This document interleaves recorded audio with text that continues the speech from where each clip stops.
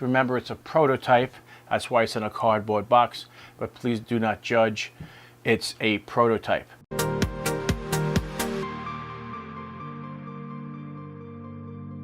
Hey guys, this is Joeteck from JoeteckTips. We're on Facebook and Twitter, and today we're going to be doing a how-to video on how to make a YouTube subscriber counter. Now this is really cool. This happens to be a prototype. I will be making a little bit more elaborate version of this. This happens to be in a box and with all the necessary doodads, and on the inside of here I made some modifications to a design, and this is portable. All of the parts will be listed in the description below. You will need a 20x4 display module, the ESP8266 development board, wires, sockets for the batteries, and switches, plus the charging module, the 5-volt 1-amp charging module, and that's that. All right, on quick inspection, if you look at the inside of this thing, there is the 20x4 LCD display, and this normally is where the jumper would go to keep the backlight on. I added a switch to that, and that is this switch here. This turns on and off the LCD backlight. Okay, this is the ESP8266. You plug this in to program it. What I did add to this is the charging circuit and the 2 lithium batteries that you see on the inside here. Okay, so the schematic diagram that you saw will explain all that. So what I did was I hot glued this board. It's really tiny. I mean, this is nothing to it. It's really small. I put a couple of pieces of cardboard, 3 pieces of cardboard, hot glued that here to bring it out a little bit. And then if you look really careful, you have to look really careful, there is a piece of plastic right here, okay? And that is the tab of an RJ45 connector, okay? So what that does is there's a blue LED here and a red LED on the underside of this. So then what that does is that, because I can't see the LED on the outside of the box, so I know that the thing it's either blue, fully charged, or red, charging. And that's how I know. So this switch here is the primary switch to turn on the device. This switch here is the backlight LED, and this switch, it turns off the LCD display, but doesn't come back to life. This switch will be abandoned in your build if you decide to do it. All you need is this one to power it on and the backlight. So let me show you. So keep that on, keep that on because there's a switch, and then this powers on the device. So let's spin this around so you can see.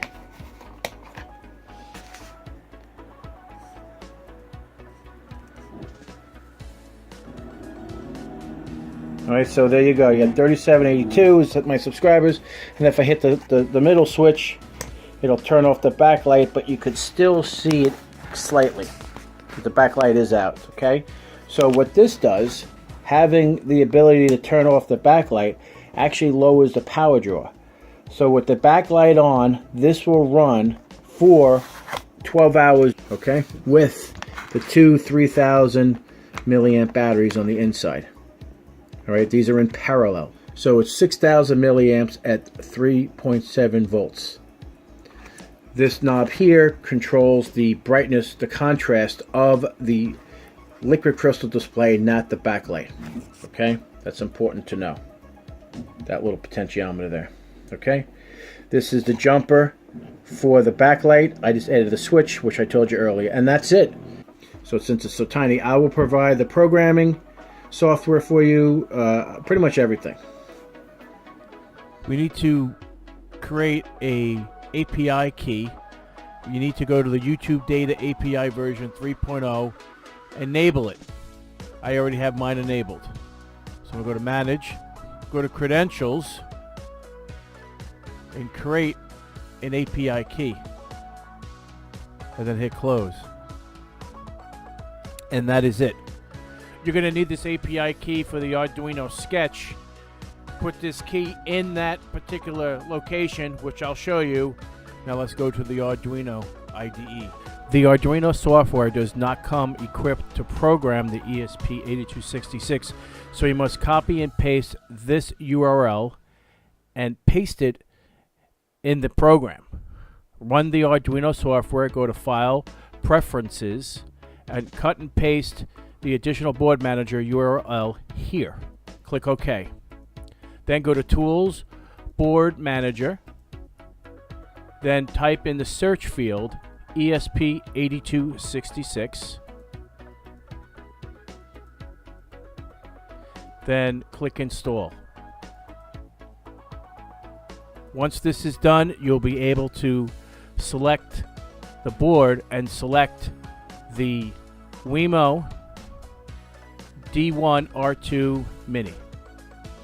We must make sure that we have all these libraries installed. So what you need to do is go into Sketch, Include Library, add a zip library, find the location of where your files are located, and install them. You need 4 of them installed. So you need the wire, the liquid crystal, the ESP8266, and the LCD. So the other things you'll need to change is your SSID, your passphrase, your API key, and your channel ID.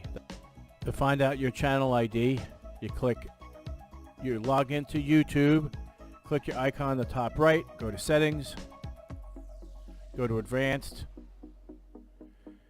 and your YouTube channel ID will be here. The LCD display can be either 0x27 or 0x3F. It's one of those two. Okay? The other thing that you'll need to do is you'll need to make sure that the Wemo board is actually selected for uploading.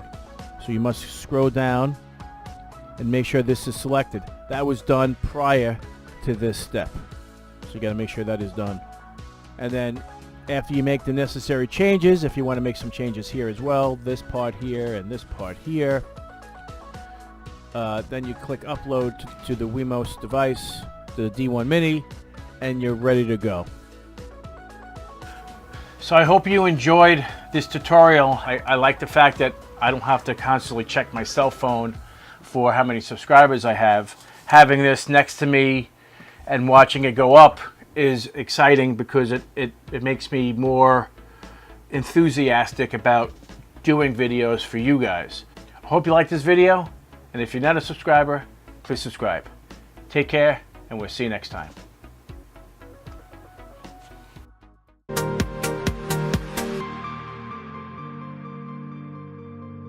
Creative Labs iRaw. Plug it in like this. The inside of this is really impressive. 100A in the Prius. The AC adapter, 1 amp charger, and it's big, and it's made out of aluminum. Okay, as you can see, the backup is complete.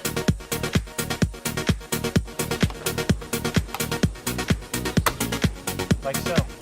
And now you can create the RAID array. I mean, for the price difference between the two,